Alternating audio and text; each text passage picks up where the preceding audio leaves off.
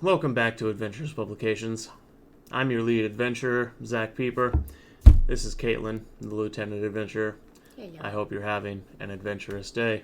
Thanks for being here. Adventure. So, Lauren Southern recently put out a video about a day ago. The title of the video is, Does Shaming Actually Work? And it's about the kerfuffle with Matt Walsh and Dylan Mulvaney. And I respect Lauren for various reasons. And so I clicked on the video and began watching it. And 6 minutes in, I decided that I needed to make a response. Because while I respect Lauren and think she's an intelligent individual and has her head on straight about most things, I think she's making some egregious missteps in thinking with this video. And so we're going to go through it. And I would say that these are some of the things that have led us to where we are right now. Exactly.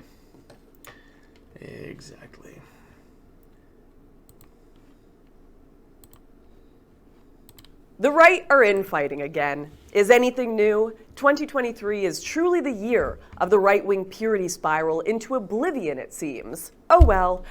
What is it this time, though? Basically, it's over how we should treat the transgenders. That is not what it's over.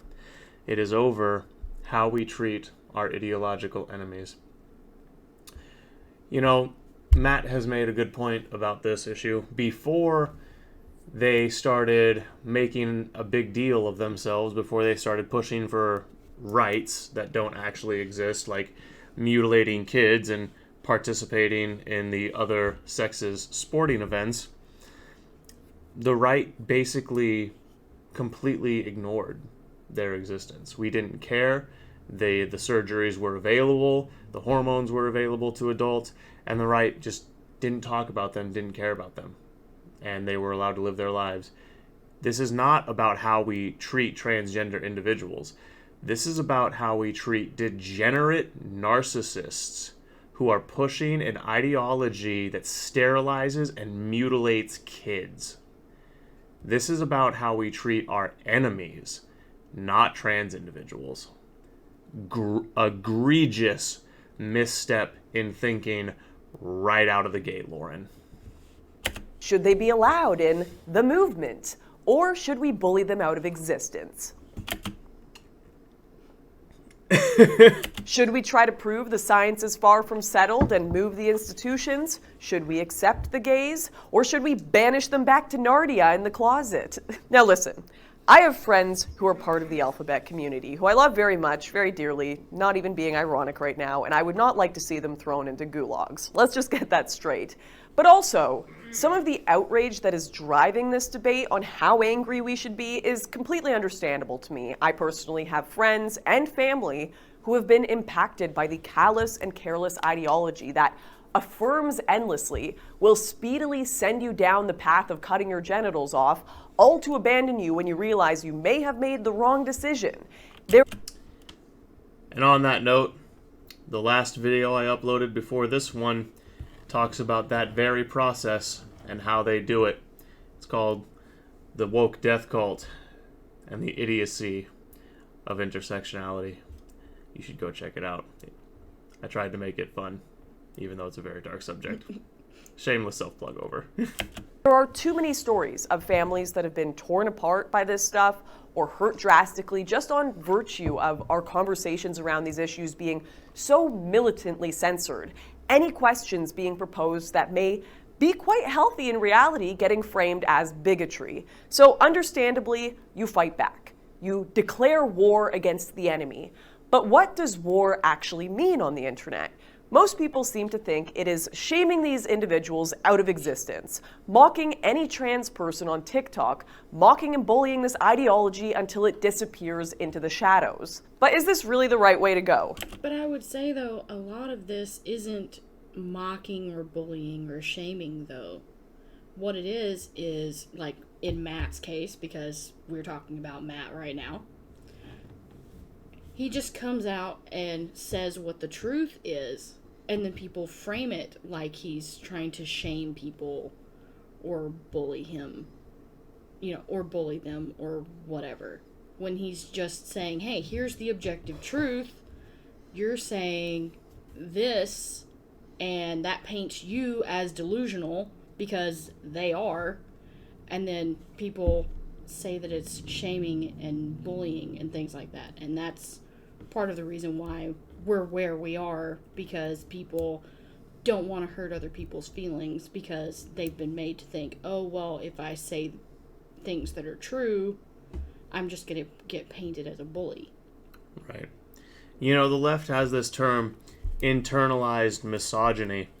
Well, the left has been so successful in their 4-decade-long PSYOP campaign against our society that the entirety of the right, and even almost 99% of the center, and like 80 to 90% of the right, has internalized gaslighting.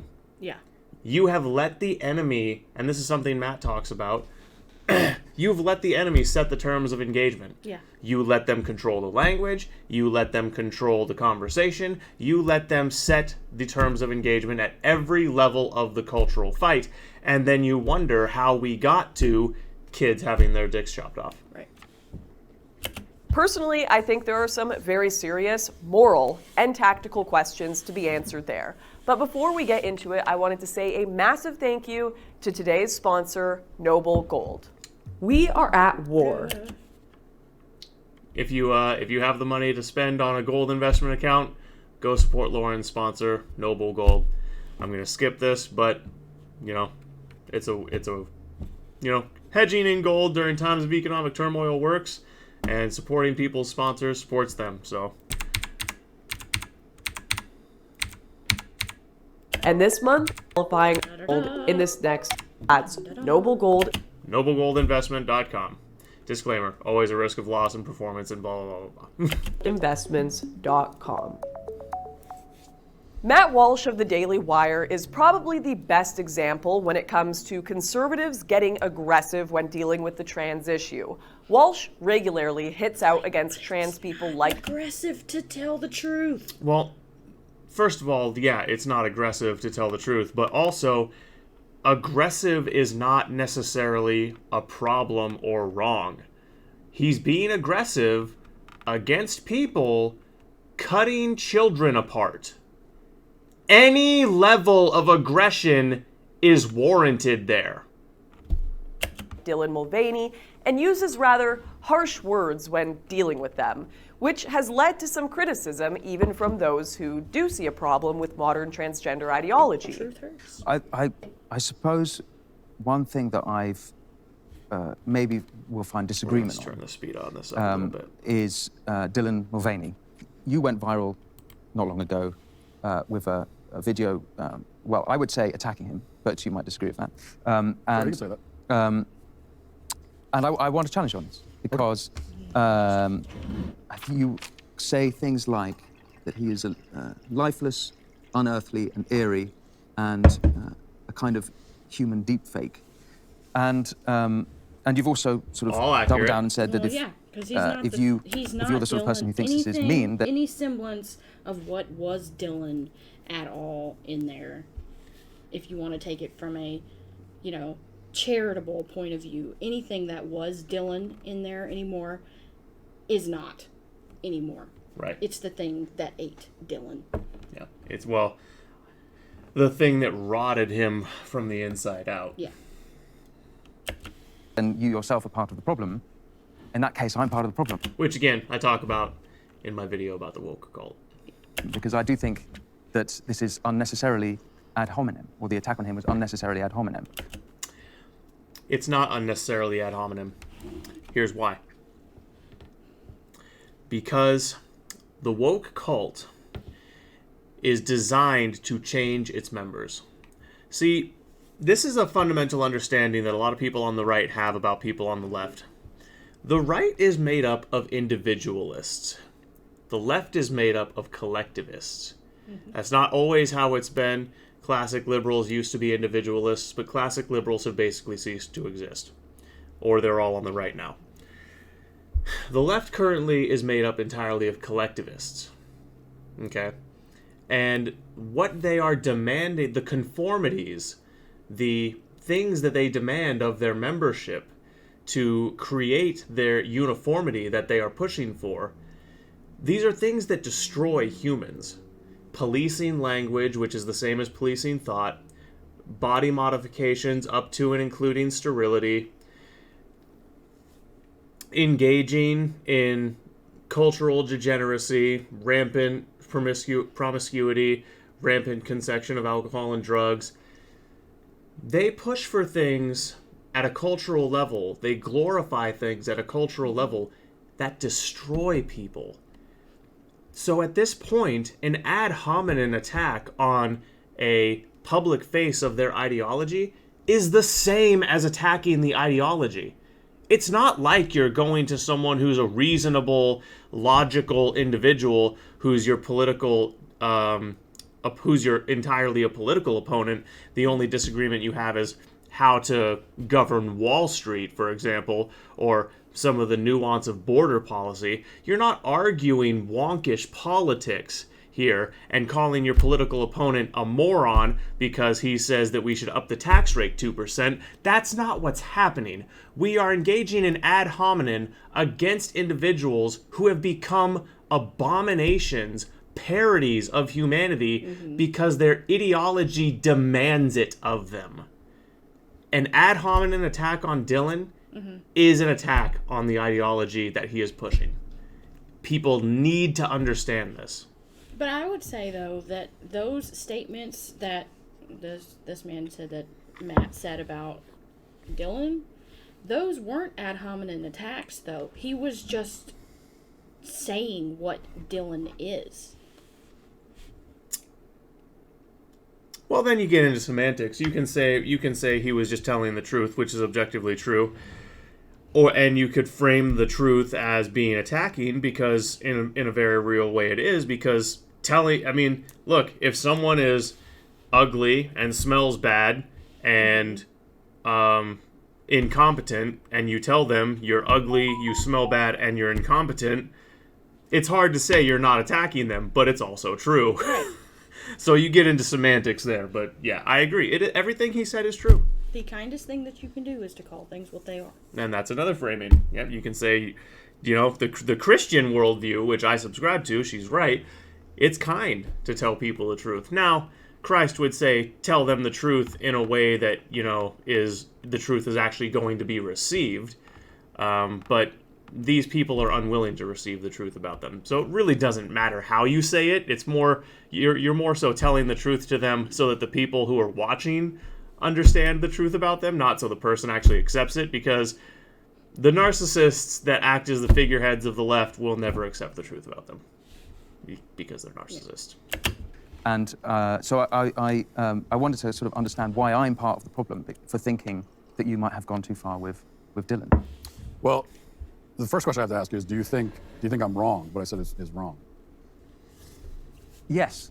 Which part of it? Because when I see Dylan Mulvaney, I see a temple of God. I see that he is loved by Christ. A temple of God that's been desecrated. Exactly.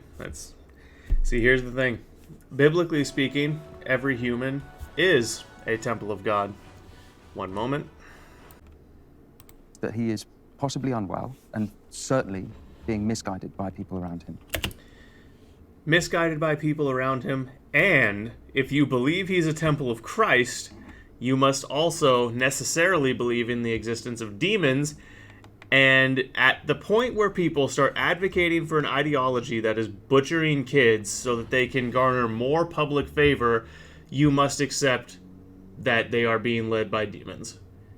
Dylan is a force of evil.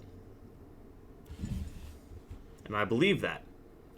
And so I feel it makes me sad when I see that character. I see him. I don't think he's unearthly. On the contrary, I see him as precious. Just he was before he fully sold himself to evil for temporary satisfaction. Might sort of be. I guess people might think it's condescending of me to think, but I sort of feel a bit sad for him. Caring about human dignity is a very fair point. I feel sad for what's left of the tiny inkling of humanity that's still buried somewhere deep inside his soul. But 99% of Dylan Mulvaney is abominable in the eyes of the Lord. I mean, because if you're actually feeling sympathetic or, whatever, towards the humanity aspect of what was Dylan, you would you would feel sad, but at the same time you would see this for what it is and be like, hey, he destroyed himself. But you know me, I'm just an evil, bigoted female online, so what does this matter to me? I'm kidding, of course, but perhaps a more precise point is, does this actually even work? I think James Lindsay had an interesting take when discussing Walsh's tactics in a thread on Twitter. The woke ideology is female. You can't respond to it with toxic masculine strength. Let me ask you something. If you are dealing in real life, real physical situation, if a woman has gone so unhinged that she has started throwing things, grabbing a kitchen knife and threatening you, grabbed a gun and started threatening you, is it at that point wrong to punch that woman in the face, as it says on screen? No, of course not. At some point, physical force becomes warranted, even with toxic femininity, because yes, women too become violent and unhinged and destructive, even on a physical level. It's rare for women compared to men, but it does happen. At some point, physical aggression is merited. The same thing is true when you turn it to being metaphorical in the ideological space. At some point, the thing becomes so toxic that outright aggression is needed to counter it. Yeah. We are past the point where we can deal with the woke ideology by trying to reason with it. It has become completely unhinged. It has become completely detached from reality and truth or morals. It must be dealt with as you deal with a physical threat. But the thing about this is, just because the ideology itself might be toxically feminine, the people who are wielding it primarily are male. Well, that's not the statistics. In the trans movement, yes. In the trans movement. Yes. And this is the issue that we're talking about right now. Yeah. In the trans movement, the people that are wielding it are primarily male. That is who the delusion is attacking in this context. So with Matt, being aggressive, in order for him to stand on objective truth, he has to treat them like what they are. And that's what any psychologist will tell you when it comes to deprogramming people from cults and things like that. In order to stand on objective truth and break the delusion, you have to stand on what the truth is and treat them how they actually are, or they will not come back. There's a great book that talks about that. It's called Reality Therapy. It wasn't aimed at cults. It was aimed at curing psychosis in general, but cult mentality is just collective psychosis. Right. And the entire premise of reality therapy is you continuously deny the delusion. Mm-hmm. You continuously tell them what you are saying is false. And that's what Matt is doing. Yeah. I've never heard Matt say something that wasn't true. People don't like the fact that he says it so bluntly, but I've never heard him say a lie. And that's what you have to do. Go read the book Reality Therapy, by the way. It's a great read. That's punching a woman in the face. Matt does great, then says stuff like, you wanted this fight, so now you have it. That's not how you deal with a hysterical woman. That's for an aggressive man. I can't say I'm a fan of my... But I mean, the point just Google, just YouTube search trans freakouts. That's what we're dealing with, is aggressive men. Just saying. Yeah. Entire gender being used to describe insane ideologies, but we'll let it slide this time, James, lest I be called a hysterical female. He goes on, Woke advances by summoning demons that barely exist so it can defeat them. Which Often demons that don't exist. Just saying. when Matt and other reactionaries step into the aggressive man versus man posture, they become the left's demon and thus help them. They don't become the left's demon. The left has been demonizing people on the right for the last 30 years, regardless of what we did. Yeah. It's not we have become their demon. It's not we have become their ideological enemies. They have hated us because we are not part of the collective since the woke cult first began forming. This is again, I respect James. I think he's a genius in the space overall, but this is a critical misstep in logic. You're not becoming their demon. You're already a demon to them. You just garner more attention. You garner specific attention. Yeah. They already hate Matt because he believes in God. They already hate Matt because he's a straight white man with kids. They already hate Matt because he supports the Second Amendment. All the reasons the left hates people, they already hated him. It's just that now he's specifically in the targeting era. And this is just like Area. Anybody that's had to deal with being in a narcissistic, abusive relationship. Yep. For anybody out there who could relate, they demonize you no matter what you do because in their mind there is no way for you to win at all. They have already decided that their way or no way. Period. The end. Right. And that's what we're dealing with here is a mass narcissism. Yeah. Everyone who is pushing the woke cult is a narcissist to some degree. And by the way, that's not two relative nobodies on the internet saying that. That's Jordan Peterson saying that. We are dealing with narcissists, and you do not defeat narcissism by going, oh, I'm sorry, did I hurt your feelings? I, for one, know mockery and condemnation of myself has not once gotten me to change my political beliefs. I have been banned from countries. I have been called every name in the book, publicly shamed. The difference between you, Lauren, and them is you are a person who possesses common sense, and you're not a narcissistic psychopath. Right. This is again another critical misstep in thinking by people who are on the right. Sorry, I didn't mean to freeze your face like that, Lauren. But this is a critical misstep of thinking on the right, is we deal with these people how we would deal with one of our friends we disagree with, or someone who's merely a political opponent and not an ideological enemy. You can't deal with these psychopaths, with these militant narcissists, the way you would deal with a sane, reasonable individual. I don't understand why that concept is so hard to grasp. Lauren and so many other people on the right are advocating for dealing with these people in the way that we would deal with,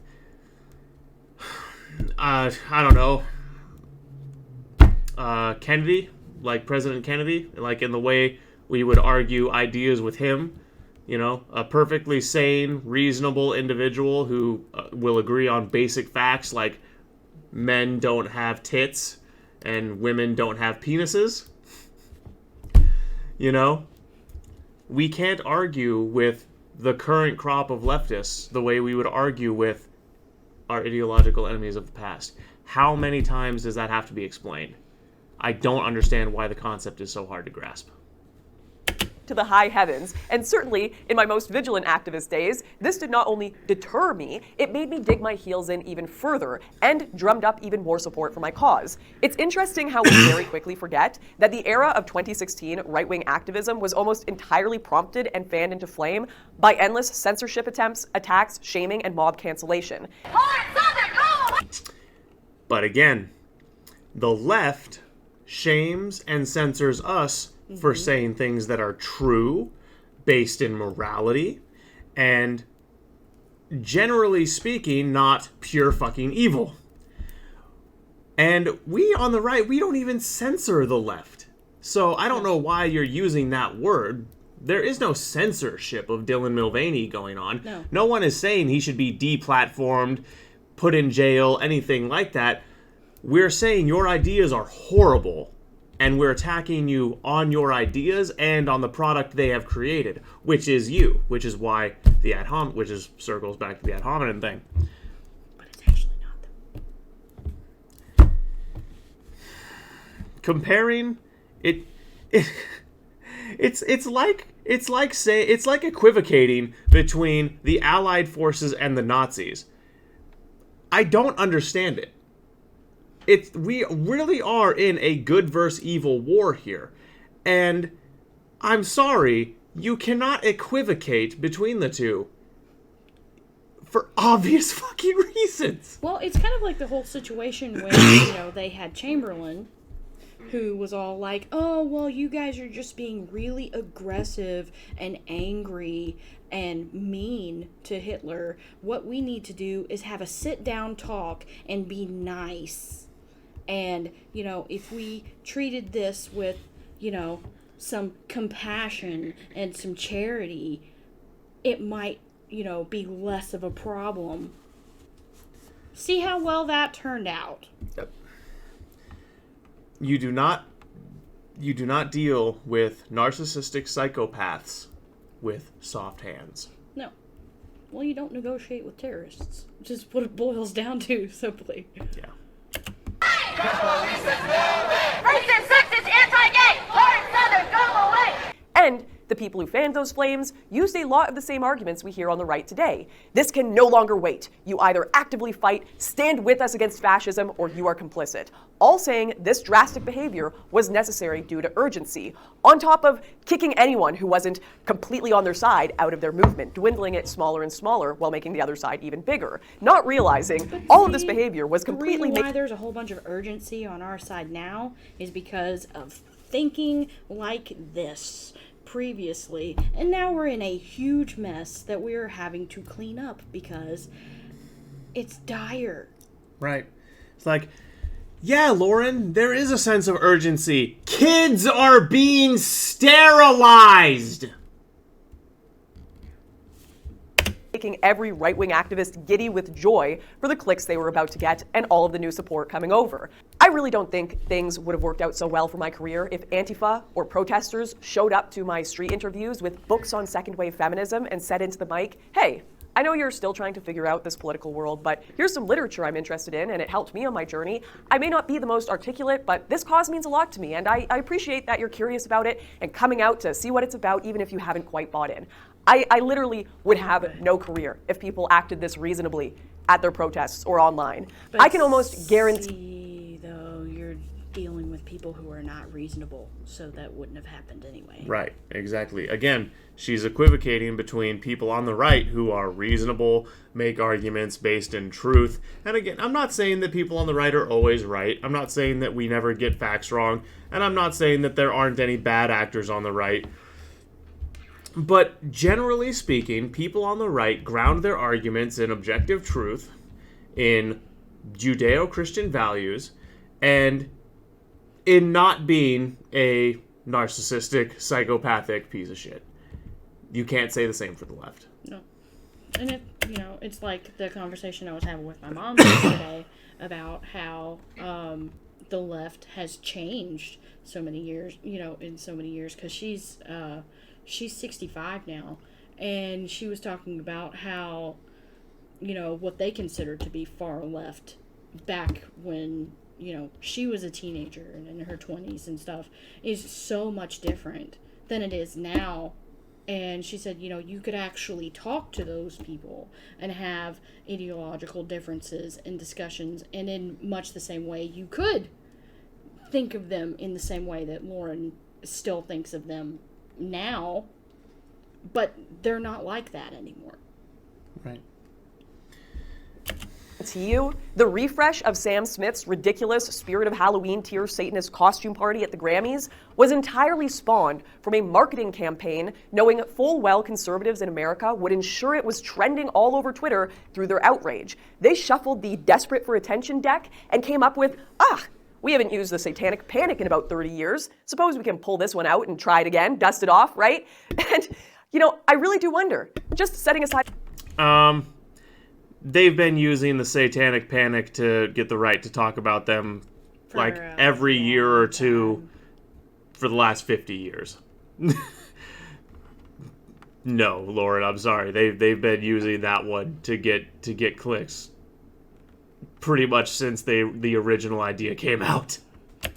The question of morality, which I think it is immoral to bully people. When it comes to tactics, if the idea of publicly and repeatedly shaming trans ideologues will also have the same effect for their activism that it did for right-wing activism back in the day, will they use it to boost their own profiles? Or will the public opinion be steered in the direction of banishing this ideology out of popular culture and public life? Well, let's look at the data on shaming, because I think a lot of people have some misconceptions about this.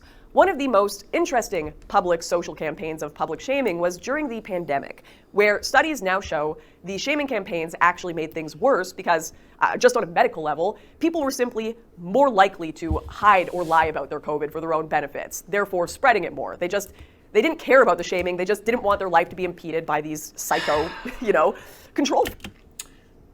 But again, Lauren, you are equivocating shaming genuinely bad behavior for shaming of things that are either neutral or good behavior. The left shames us for not complying. The right is shaming the left for an ideology that's butchering kids. Stop equivocating them. They're not the same, Lauren. This is a fundamental misstep in your entire basis for this argument, Lauren. You cannot equivocate the left's shaming campaigns, shaming people for supporting freedom of speech, shaming people for supporting the Second Amendment, shaming people for being Christian, shaming people for not conforming to the leftist groupthink. You cannot equivocate that shaming with the right shaming the left for butchering and grooming kids. It's not the same. You can't equivocate them, Lauren. There's a fundamental difference. You should be shamed for bad behavior. You should be called out in public for abhorrent belief systems. You should be shamed if you are advocating for cutting kids apart. Freaks, quite frankly. So the way in which shaming is introduced really depends on the scenario, and sometimes if introduced at the wrong time can make everything worse.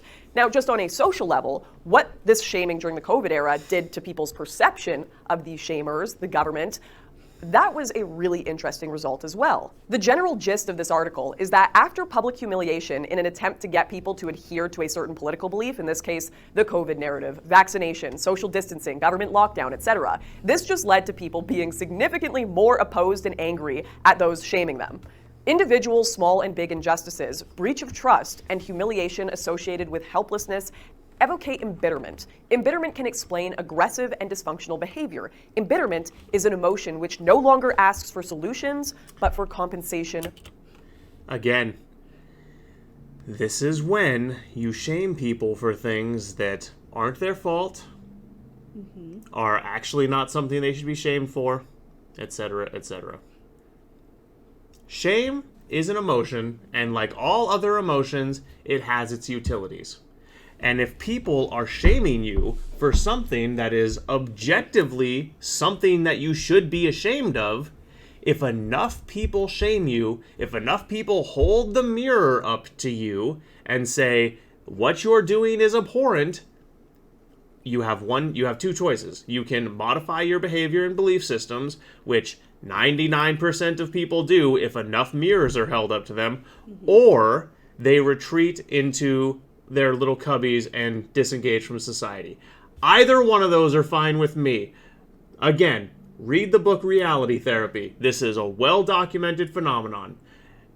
Jordan Peterson talks about this.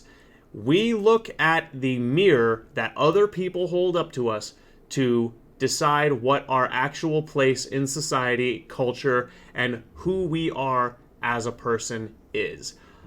This leftist idea that I'm me, I don't care what people think, blah blah blah. It's not true at a fundamental psychological level. If you're shamed for things that are objectively abhorrent, and everyone agrees they're objectively abhorrent, you either stop doing them or you retreat from society. By revenge. I've met a lot of people from a lot of different political backgrounds in my life and liked a lot of them. And believe it or not, the left are actually pretty damn similar to us. They tick the same way we do, No, just they don't. under a different algorithm of information. So when No, they don't. Not these. Not these. Wow, Like- that is the most egregious misstep in logic that I've heard so far. No, Lauren, narcissists do not tick in the same way we do. Their entire conception of reality and their entire value system is fundamentally different than a non-narcissist. Psychopaths, same thing as can be said of them. And the left is composed, at least at the public face level, at the public entity level, your Dylans, your Jeffrey Marshes, your Joe Bidens, your Hillary Clintons, the left consists almost entirely of narcissistic psychopaths who don't care about anyone but themselves. They don't tick the same way we do. No. And we know that for a fact because there's nothing you could say to me, there's no belief structure you could present to me that would make me okay with butchering kids. Yep. And out of it all, at the end of the day, what they want you is either subservient or dead.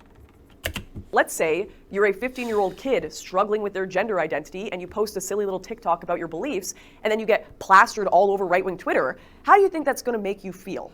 Well, if this were back in the 90s and you got publicly shamed... Well, if you have any sliver of humanity left, if it makes you feel shame, that's a good thing.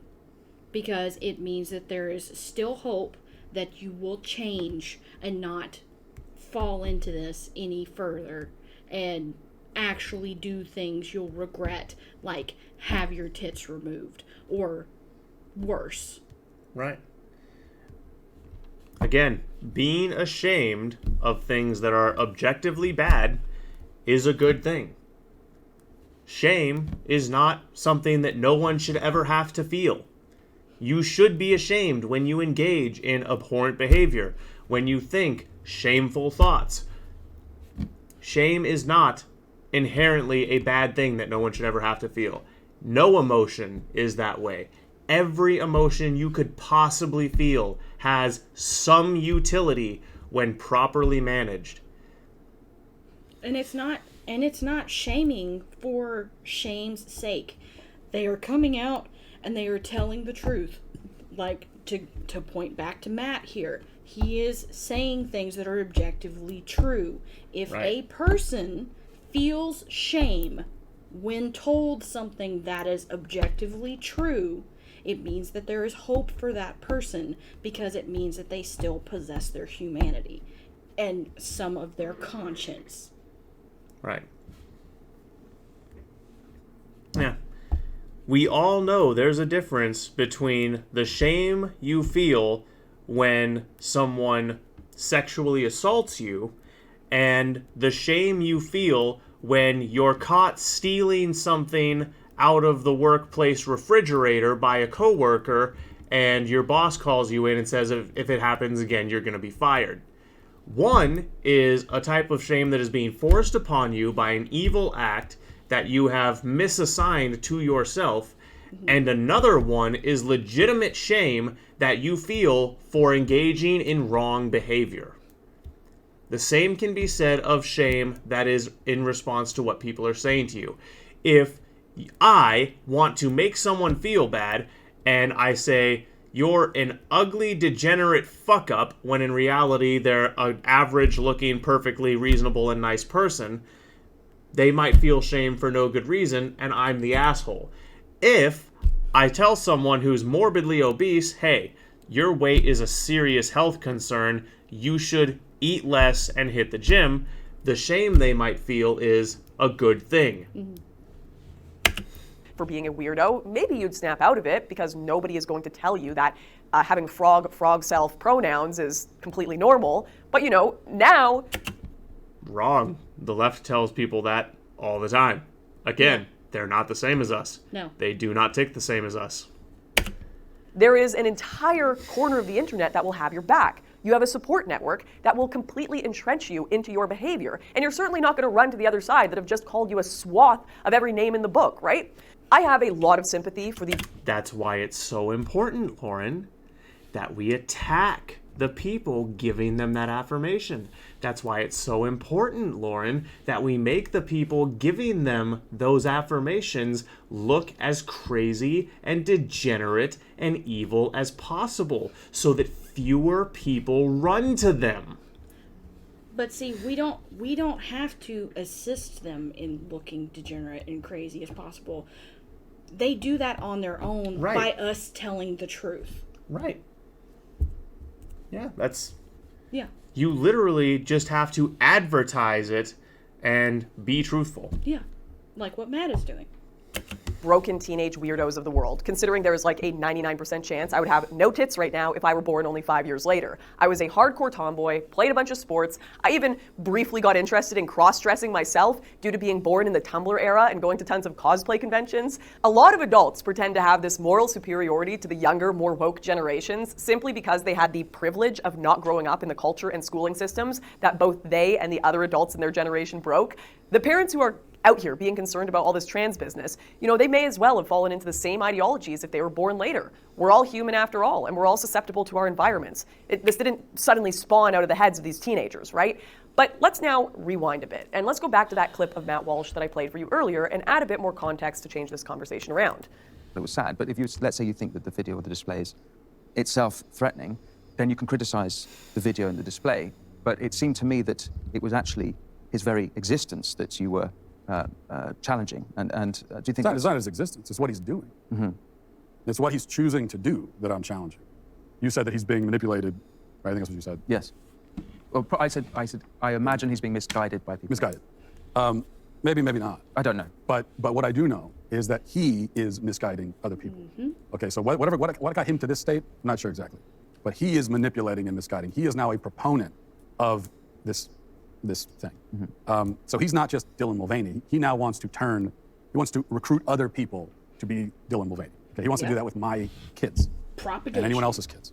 That's why he's at the White House shilling for gender-affirming care for minors, which is, in other words, mutilating and castrating children. Mm-hmm. So once you do that, you're engaging in politics, you're a public figure, you are now a representative of this idea. That also gives me even more, I believe, moral license to be brutally honest with you.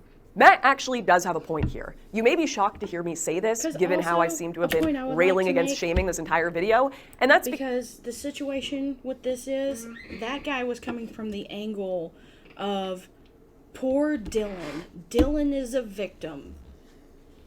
He's a victim of his environment. He's a grown man. Right. Who is making decisions. He's doing this because he is choosing to do this. When you tell people, oh, well, like say for instance, someone goes out and murders a whole bunch of people. Yeah, okay, they may have had an abusive upbringing, they may have been a loner a good portion of their life, whatever. Yeah, okay. But we don't say poor them. Well, the left does, as long as they're not white.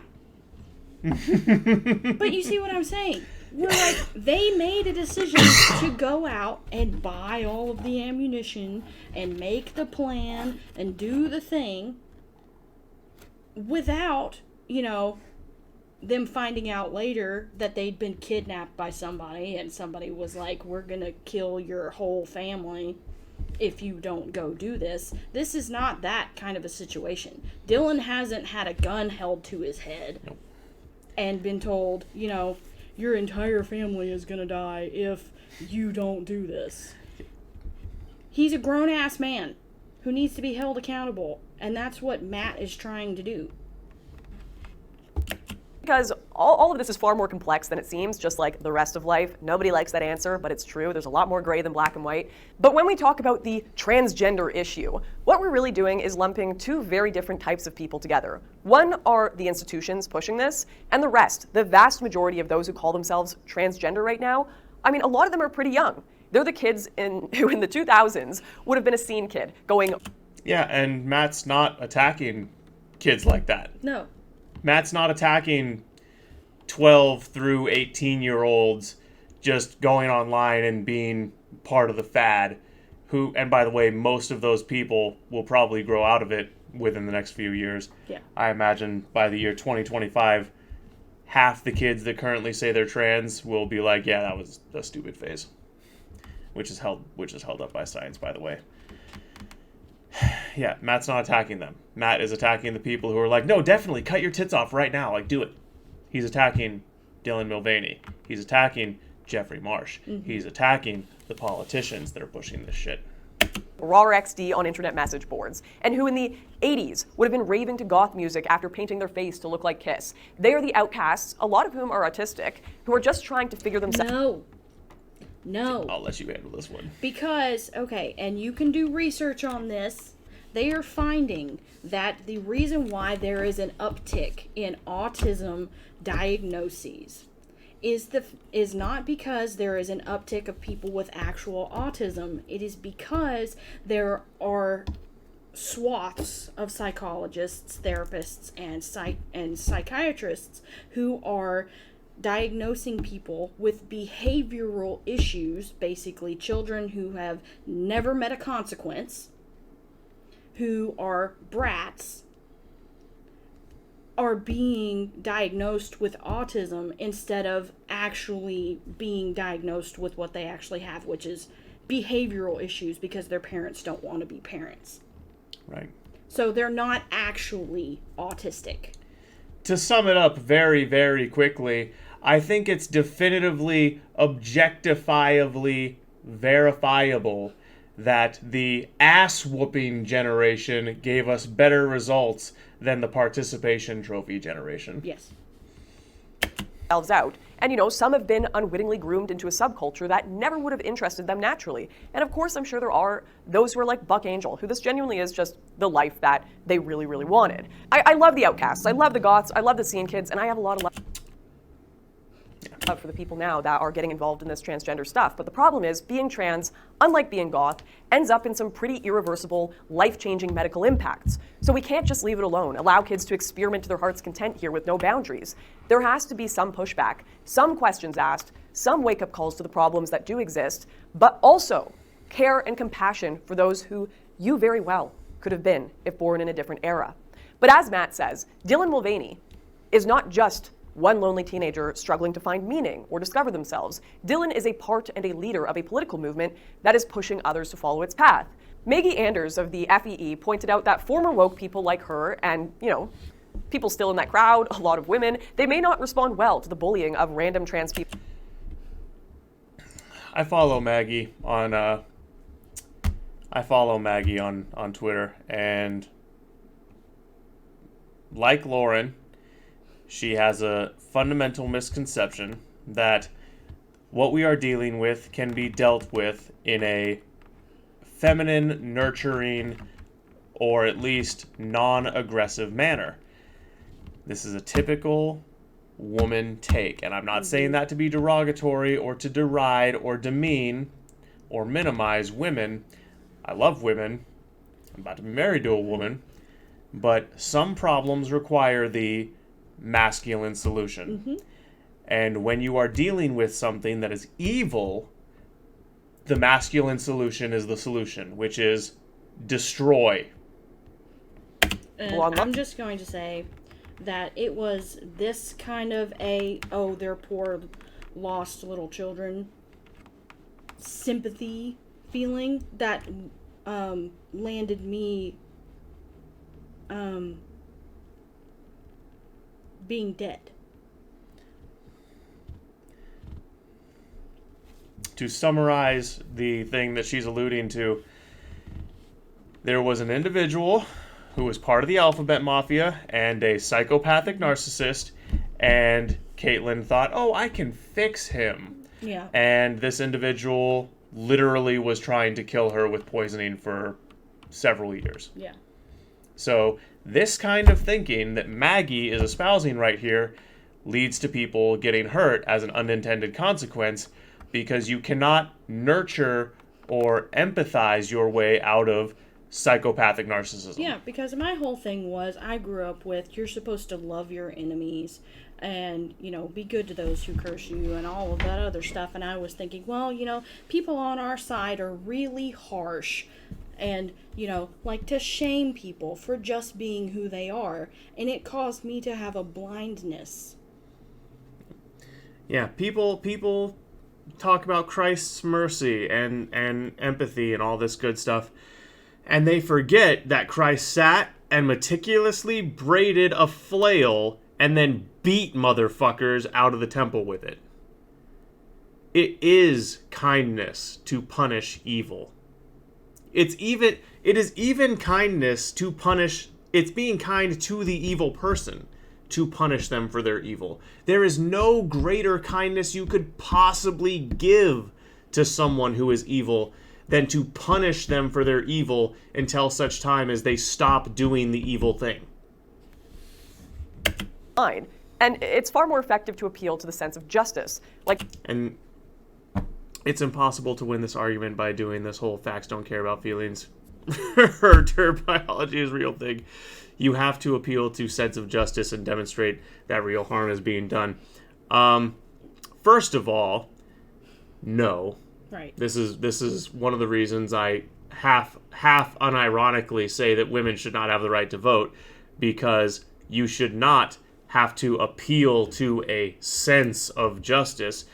People should have an objective sense of justice, and they should, at a glance, be able to tell whether or not things are or are not just. And women's sense of justice all too often is polluted by emotion. And again, I'm not shitting on women, this is just objectively verifiable. So, no, Maggie, I'm sorry. Yeah. You should be able to, you and all women should be able to, at a glance, see that an ideology that pushes for the disarming of citizenry, when historically speaking, we know that always leads to genocide, an ideology that says that white people are the problem, an ideology that says that butchering kids is compassionate, an ideology that says that leaving homeless people on the street to rot and OD is compassionate. It's not my job, Maggie, or any other person's job, to make you or any other woman see that that is obviously an unjust and insane ideology. Yeah. Stop living by your chemicals and subconscious and start using your frontal cortex. That's the problem with a lot of women that we have now today, and I can say this as a woman, you know, it's not the fact that their logic cupboards are bare. They didn't even build them. And that's why, you know, I would perfectly be okay with, you know, women not being able to vote with the batch of women that we have now. Because if this kind of, just to call it what it is, overly emotional stupefaction, because you have allowed your emotions to stupefy you. If this is what we're having to deal with this batch of women until we get a better one, then yeah, no, women don't need to be voting. Pointing out that people are coming after kids and others are erasing womanhood. I agree. It's institutions using poor research, pushing unnecessary gender ideology on children. They are erasing womanhood. They are going after children. And the other thing too, like in that list that you mentioned, and really quick, hang on. The misogyny. How do you not see it? The entire thing is they are being a parody of womanhood. Some of them not even actually making themselves look like women, but going as far as, wanting to be called things like ma'am or use a woman's restroom.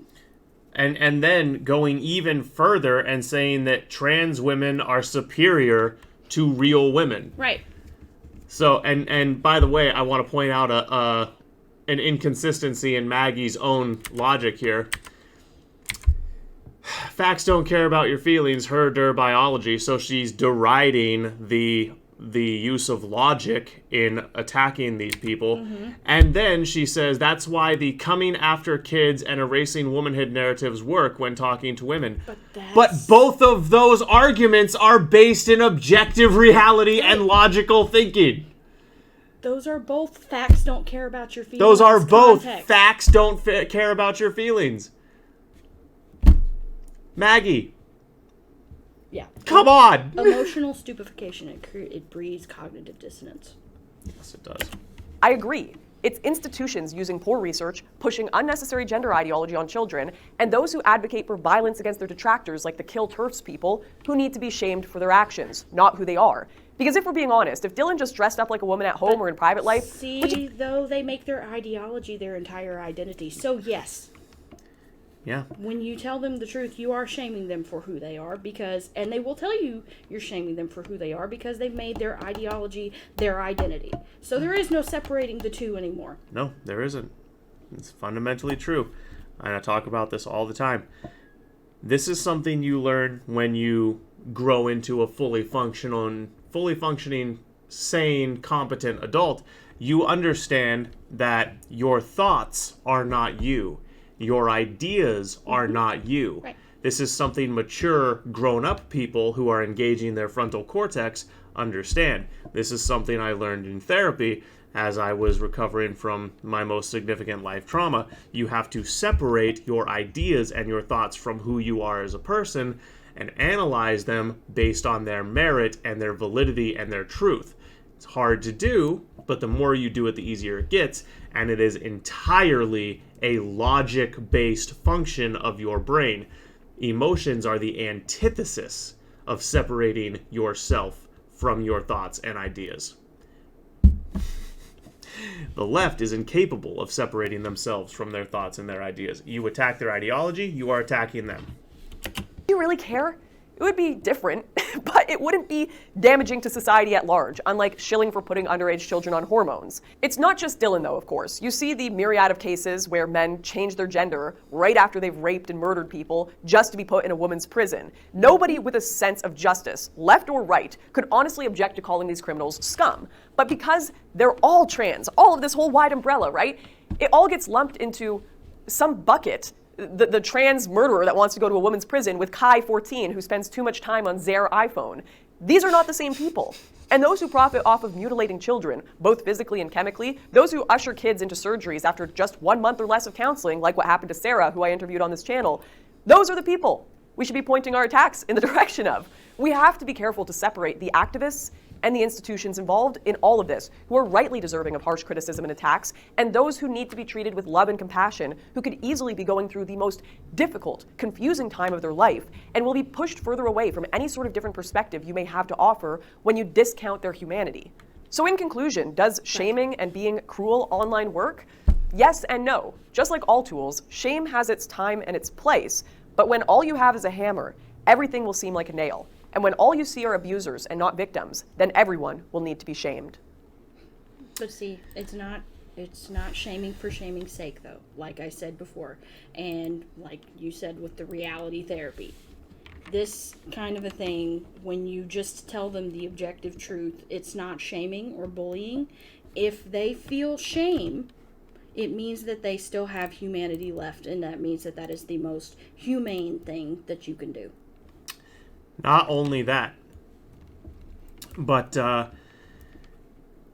Lauren, in my opinion, seems to be attacking a monster that, as far as my observation, doesn't exist nearly to the extent that she's making it out to be.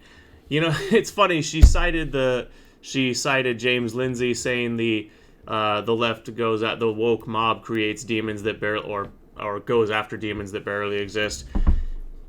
I think the idea that the right is just attacking everyone who's engaging with this bullshit the same way and treating them all the same way, I think that's largely a demon that doesn't exist. Now, I could be wrong. I'm not in every online space all the time, but I am someone who's bordering on terminally online. I spend most of my time online, and people do engage with the neo-pronoun nutjob teenagers differently than they engage with Dylan Mulvaney. They engage with the kids who would be goth or seen in yesteryear. They engage with them very differently than they engage with the people that are actually pushing the ideology. Mm-hmm. Like, almost every time I see a thread about it, it's people go out of their way to make the distinction.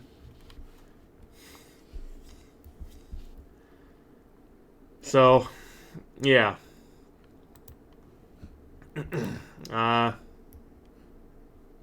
Caitlin, anything to add in closing? In closing, well, I said pretty much what I was going to say. The most humane thing that you can do is to address their humanity by telling them the truth, because it says in the Bible that we're supposed to love each other like brothers and sisters. So if you saw your brother or your sister doing something that was harmful to them, like being addicted to drugs, would you not go up to them and tell them, hey, this lifestyle is destroying you? Yeah, this lifestyle is destroying you. And you would tell them the truth. Much in the same way with this situation, the best thing that you can do for these people is to objectively tell them the truth. And if they feel shame, that means that there's hope for them. Yep. So. Yeah. All right. Just wanted to add on to the conversation here. And I want to reiterate and clarify. I like Lauren. Mm-hmm. I think she's great. I think most of her takes are right.